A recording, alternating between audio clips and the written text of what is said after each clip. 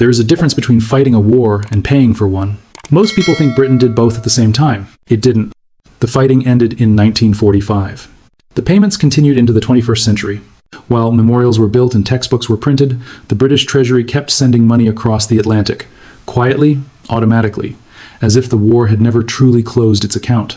This wasn't a mistake. It was the design, because Britain didn't just fight the war with soldiers and factories. It fought it with gold, with assets, with promises about the future. And when the war was over, those promises were still binding. 3 generations later, people who had never heard an air raid siren were still paying the price of survival. Not because Britain lost, but because Britain needed help before it won. This isn't a story about betrayal. It's worse than that. It's a story about legality, about how power doesn't always arrive with tanks. Sometimes it arrives with paperwork, signed during moments when there is no alternative. So before we ask who won World War II, there's a better question: who paid for it? Britain won the war. That's the line everyone remembers. The photographs show cheering crowds, flags in the streets, Churchill waving from a balcony, victory framed as triumph, strength, moral clarity. But victory is a strange word when your cities are rubble, your economy is hollowed out, and your future is already mortgaged. For Britain, winning didn't feel like conquest. It felt like making it through the night, like holding on just long enough not to collapse. The factories were exhausted. The population was rationed and worn down. The empire was still standing, but only in shape, not in strength. This wasn't a nation celebrating success. It was a nation catching its breath. And that distinction matters, because there's a difference between winning and surviving. Winning leaves you stronger. Survival just means you're still alive. And survival often comes with conditions. Britain didn't walk out of the war richer, freer, or more powerful. It walked out standing, but leaning heavily on someone else. And the price of that support had already been set. So here's the uncomfortable thought that history prefers to skip. What if surviving was the most expensive outcome of all? Before the war, Britain wasn't a fading power clinging to the past. It was the center of the world's economy. In 1939, London was where money moved. The pound sterling wasn't just currency, it was trust. Governments held it, traders settled in it, entire economies depended on it. Britain owned railways in South America, mines in Africa, plantations in Asia. Its investments stretched across oceans, its ships connected markets, its banks financed trade on every continent. On paper, Britain looked unstoppable. It controlled nearly a quarter of the world's land surface, not through chaos, but through systems, trade networks, financial agreements, imperial preference. Gold sat in its vaults. Overseas investments generated steady income. This wasn't brute force wealth. It was structured, accumulated, deeply embedded power. Think of it like a balance sheet before a collapse. Assets everywhere, revenue flowing, confidence high. And that's what made what came next possible. Because empires don't fall from nothing, they fall from height. The higher the position, the more valuable the assets. And when pressure comes real, those assets become leverage. Britain didn't enter the war poor. It entered rich, which is exactly why it had so much to lose. Empires don't fall from zero, they fall from the top. When the war began, the United States called itself neutral. That word carried comfort, safety, distance. America would stay out of Europe's bloodshed. That's how it was sold to the public. But neutrality didn't mean disengagement. It meant something else entirely. It meant rules. Under the Neutrality Acts, Britain could still buy American weapons, fuel, steel, aircraft, everything it needed to survive. But there was a condition: no loans, no credit, no favors, cash, upfront. And Britain had to transport everything itself. Cash and carry. It sounded fair, even principled. Why should American taxpayers pay for a foreign war? But in practice, it was a financial vice. Every plane Britain bought drained its dollar reserves. Every shipload of oil meant more gold, leaving London. Every contract shortened the runway. Neutrality didn't stop the war from costing Britain. It ensured Britain paid immediately, relentlessly, with no delay. This wasn't ideology. It was leverage. America stayed officially out of the fighting, while positioning itself as the only store open during a global emergency. And stores don't give things away when demand is absolute. Neutral didn't mean harmless. It meant Britain paid for survival day by day until there was nothing left to pay with. By the summer of 1940, Britain's balance sheet wasn't just shrinking, it was bleeding. So the government made a decision that would have been unthinkable in peacetime. They called it Operation Fish. Quietly, under cover of war, Britain began loading its gold reserves onto ships. Not symbolically, physically, gold bars, securities. The financial backbone of an empire, packed into crates and lowered into shipholds. These vessels didn't sail through calm waters. German U-boats hunted the Atlantic relentlessly. One torpedo, one mistake, and centuries of accumulated wealth would sink to the ocean floor. But Britain had no alternative. Cash and carry meant the bills were due now, and this gold was all that remained. So the empire shipped its future across the sea to be stored in Canadian and American vaults, far from London. This wasn't investment. It wasn't strategy. It was liquidation under fire. Once that gold left Britain's shores, something changed. Power doesn't just reside in armies or flags. It lives in reserves, in options, in the ability to say no. And Britain had just given all of that up. Once the gold left, there was no way back. In December 1940, Winston Churchill picked up his pen and wrote what would become the most famous letter of his career. It's usually taught as a plea, a desperate appeal from one leader to another. Britain standing alone, bombs falling, help requested in the name of freedom. But read the words carefully, and the tone shifts. Churchill wasn't asking for assistance. He was admitting something far more dangerous. Britain was broke, not struggling, not stretched, bankrupt. The treasury had no dollars left. The gold had been shipped. The reserves were gone. This was not a negotiation between equals. It was a disclosure of weakness. Once that admission crossed the Atlantic, the balance of power shifted permanently. Because when you tell someone you cannot pay, you also tell them you cannot refuse. From that moment on, every conversation was framed by desperation. Every offer came with conditions, and every condition was accepted because the alternative was collapse. This wasn't a request. It was a confession. The story that followed was carefully packaged for the public. President Roosevelt explained it with a simple image. If your neighbor's house is on fire, you don't sell him a garden hose, you lend it to him. When the fire is out, he gives it back. That, he said, was Lend-Lease. It was warm, moral, easy to understand, and almost entirely false. Because hoses don't come with audits. They don't come with clauses. They don't require you to sell your furniture before the water turns on. What happened behind closed doors looked nothing like generosity. It looked like leverage. Britain wasn't being helped. It was being evaluated, measured, stripped down to see what else could be taken before aid began. Lend-Lease didn't start with supplies. It started with conditions, with spreadsheets, with legal language that mattered more than speeches. The name itself gave it away. Lend, lease, not give, not share, temporary, accounted for, reversible. Beautiful stories are often told to hide ugly contracts. And this one hid the most expensive contract Britain would ever sign. Behind that contract stood a man most people have never heard of. Henry Morgenthau Jr. Not a general, not a diplomat, not a public hero. He was the U.S. Secretary of the Treasury, and during Britain's darkest hour, he controlled the gate. Morgenthau didn't speak in moral language, he spoke in numbers, balance sheets, conditions. To him, this wasn't a war story, it was a financial one. And financial stories have rules. Before a single dollar of aid would flow, Morgenthau wanted proof. Proof that Britain had nothing left. Proof that every alternative had been exhausted. Proof that no British asset anywhere in the world could still be sold. This wasn't cruelty in his mind. It was policy. Why, he asked, should American taxpayers subsidize a war if Britain still owned factories, companies, investments, or income streams? If assets existed, they should be liquidated first. Only then would aid be justified. No speeches, no sentiment, just accounting. Empires aren't dismantled by generals. They're dismantled by accountants. The next demand wasn't for weapons. It was for information. The U.S. Treasury wanted a complete inventory of British wealth. Not estimates, not summaries, everything. Government assets, private investments, corporate holdings, railways, mines, shares, dividends. Any British-owned value, anywhere on the planet. Think about what that meant. Britain was fighting for survival. Its cities were under nightly bombardment, and America's condition for aid was simple: prove you are truly poor. This was the audit of a dying empire. Every asset was counted like furniture in a foreclosed house, not to help rebuild it, but to decide what could still be taken. British negotiators tried to explain that selling long-term investments during a war would destroy the country's future, that it would be a fire sale, that Britain would get pennies on the pound. The response was cold. If Britain still had assets, then Britain still had options. And as long as options existed, aid would wait. Aid only comes after everything is counted. And once everything is counted, there's nowhere left to hide. Once the inventory was complete, the next step was inevitable: sell. Not slowly, not carefully. Now, British-owned companies in the United States were ordered onto the market immediately. There was no time to negotiate, no room to wait for better prices. Everyone knew Britain had to sell. And when a seller has no choice, the buyer sets the terms. One case made the logic brutally clear: American Viscose Corporation, a major industrial company, profitable, strategic, British-owned.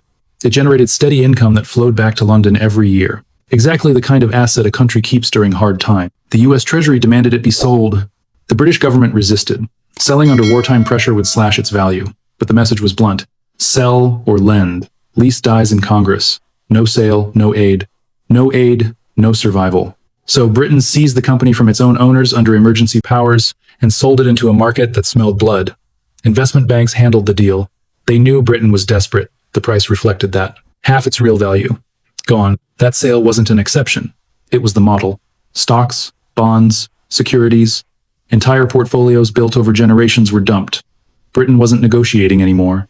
Desperation sets the price. And once the first asset fell, the rest followed. The humiliation didn't stop with companies and shares. It went deeper, strategic, irreversible. Before Lend-Lease was even formally approved, Britain struck another deal born of panic. The Atlantic was infested with German submarines. British shipping was being sunk faster than it could be replaced. The Royal Navy needed destroyers immediately. The United States had some to spare. Old ones, left over from the previous war, rusting in ports, barely seaworthy. Britain took them anyway. In exchange, it gave something far more valuable. 99-year leases on military bases across the Atlantic world, Newfoundland, Bermuda, the Bahamas, Jamaica, Trinidad, British Guiana, gateways, choke points, entire arcs of the Western Hemisphere. Think about the trade. Scrap metal for global reach, obsolete ships for permanent positioning. Those bases became the backbone of American military power beyond its borders. They allowed the United States to project force across oceans long after the war ended. Britain didn't just give up equipment. It gave up space, influence, control. This wasn't defense. It was foreclosure. And Britain signed because there was no other option left. Hidden inside the legal language of Lend-Lease was a clause that sounded harmless, technical, almost boring. Article VII? It didn't mention empires. It didn't mention power. It talked about trade, about fairness, about removing discriminatory practices after the war was over. But those words carried a weapon. For Britain, discriminatory practices weren't exploitation. They were survival. Imperial preference was the system that held the empire together economically. British goods were given favorable treatment across imperial markets. Canada, Australia, India, Africa, these regions bought British products because tariffs made them cheaper than foreign competitors. That system protected British industry. It guaranteed demand. It kept factories alive. Article VII required it all to be dismantled. After the war, Britain would open its markets. No preference, no protection. American companies would compete freely across the empire, and American companies were bigger, faster, more efficient, and better capitalized.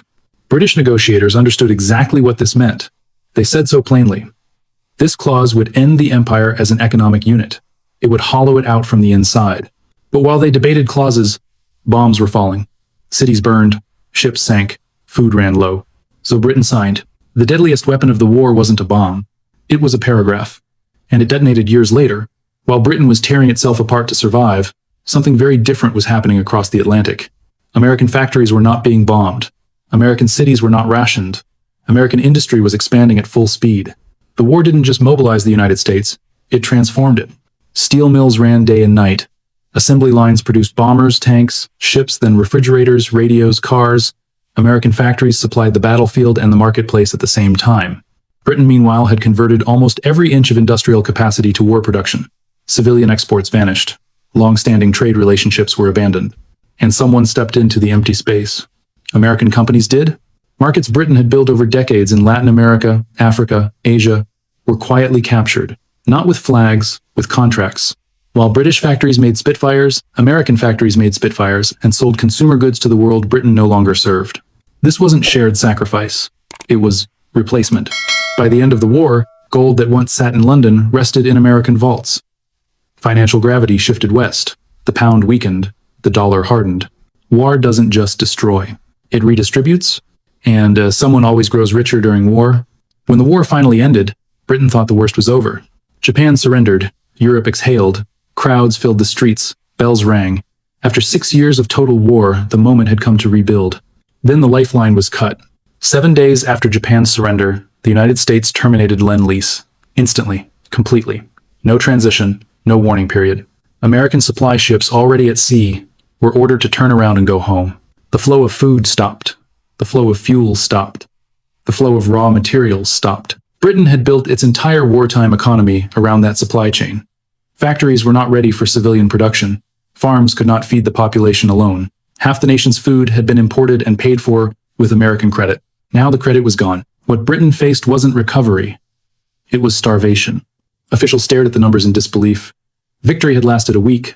After that, the country stood on the edge of economic collapse with no reserves, no income, and no leverage. Survival, once again, required a deal. Victory lasted 7 days. Into that collapse stepped one man, John Maynard Keynes. He wasn't a politician, he wasn't a soldier. He was the most influential economist of his time, the man whose ideas had shaped modern governments. And now, near the end of his life, he was sent to Washington to do something no theory could prepare him for: beg. Keynes believed Britain had earned something more than charity. He believed there was a moral debt.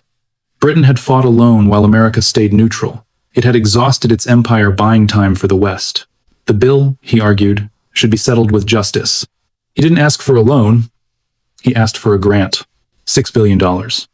Not to enrich Britain, not to restore power, just to prevent collapse, to stop starvation, to allow conversion from war to peace. But moral arguments carry no weight when leverage is gone. The American response was calm, clinical. The war was over. The public was tired. Congress didn't trust Britain's new government. Sympathy did not translate into currency. What Britain was offered instead was a loan, with interest, and with conditions that would strip away what little independence remained. Keynes fought those conditions until his health failed. His body gave out under the strain. Months later, he was dead. Morality has no exchange rate, and Britain signed anyway. The most dangerous condition wasn't the interest rate. It was convertibility. On paper, it sounded reasonable. Britain would make the pound sterling fully convertible into dollars. Anyone holding pounds could exchange them freely. A return to normal trade, a symbol of stability. In reality, it was opening a floodgate. During the war, Britain had forced its empire and trading partners to accept payment in pounds. Those pounds couldn't be converted. They were trapped in a closed system, usable only for British goods. It protected British industry and preserved scarce dollars. Convertibility destroyed that system overnight. The moment the pound was opened, the world rushed for the exit. Countries that had accumulated sterling for years tried to turn it into dollars immediately. Everyone knew American goods were better supplied. Everyone wanted dollars. In weeks, Britain began hemorrhaging money. Hundreds of millions drained away with nothing gained in return. The loan evaporated not through spending but through exchange. Within 5 weeks, the damage was so severe that Britain was forced to suspend convertibility entirely. A quarter of the loan burned for nothing. Confidence shattered. Humiliation complete. Once the door opened, everything rushed out. And Britain learned the hardest lesson in finance. You don't open the dam when the river is against you. Britain didn't fall in a single moment. It stepped back, quietly, administratively, through memos and telegrams. By early 1947, the British government faced a reality it could no longer deny. It could not afford to police the world anymore. Not militarily, not financially, not psychologically. The empire that once guaranteed global order had become an expense it couldn't sustain. So Britain withdrew. In February of that year, a message crossed the Atlantic. It wasn't dramatic, it wasn't emotional, it was practical. Britain informed the United States that it could no longer support Greece and Turkey. For a century, Britain had held the line there, keeping Soviet influence out of the Mediterranean. Now, it was done. The message was simple. We can't pay for this anymore. That single admission triggered a handover. The Truman Doctrine. America stepped in to fill the gap. Military aid, economic aid, bases, influence. Power doesn't disappear when one empire collapses. It moves, it concentrates, it finds a new center. Someone always fills the vacuum. And from that moment on, Britain was no longer the one making the call. Britain was not the exception. It was the prototype. What happened between 1940 and 1947 wasn't an accident of history. It was a system being tested, then reused. After the war, Germany lay in ruins. Its cities flattened, its economy shattered. The Marshall Plan arrived wrapped in hope and generosity. Aid flowed in, factories reopened, prosperity returned, but the conditions came with it. Open markets, American goods, American influence, American bases that never left. Japan followed a similar path, rebuilt with American capital, reshaped under American oversight, protected by American power, dependent on it. Even today, its economy is tied to U.S. debt. Its security tied to U.S. bases, its autonomy constrained by agreements signed in crisis. The pattern repeats because it works. Crisis creates urgency. Urgency removes choice. And when choice disappears, contracts become destiny. Aid arrives, but sovereignty leaks out through the fine print. Britain learned it first, others learned it later. This wasn't the last time it happened. It was just the first time it worked perfectly. This wasn't the end of the story. The story ends where it began. December 2006. No crowds, no headlines. Just a transaction. The British Treasury sent its final payment to the United States, the last installment on a loan signed in desperation 60 years earlier, a war fought by grandparents, paid for by grandchildren. By then, the empire was long gone, colonies independent, bases surrendered, markets lost, the world had moved on. But the debt remained, quiet, persistent, patient. That's the real cost of survival, not measured in medals or memorials, but in decades of interest payments. In choices never made because leverage was gone, in a future slowly shaped by conditions agreed to under pressure. Britain didn't default. It honored the contract. That's what makes this story uncomfortable, because the system worked exactly as designed. The war ended in 1945. The bill ended in 2006. And that raises a final question. What price will the next ally pay? Empires don't collapse the way they used to. They don't fall to invading armies or burning capitals, they fade behind paperwork. They shrink through clauses, conditions, and carefully worded agreements signed during moments of panic. What happened to Britain wasn't betrayal. It wasn't charity either. It was business, conducted calmly while bombs were falling. Survival was offered, but only in exchange for the future. That's the lesson worth remembering, because the tools haven't changed. Debt, currency control, conditional aid, military bases framed as protection. The language is softer now, the contracts are longer. But the logic is the same. When a nation is desperate, it doesn't negotiate well. It accepts terms. And once those terms are locked in, power doesn't need to be taken by force. It's already been transferred. This isn't about hating allies or rewriting history. It's about understanding how power actually moves in the modern world. Quietly, legally, permanently. Power doesn't announce itself anymore. If this story helped you see the pattern, stay watching. Because the next crisis is never announced in advance.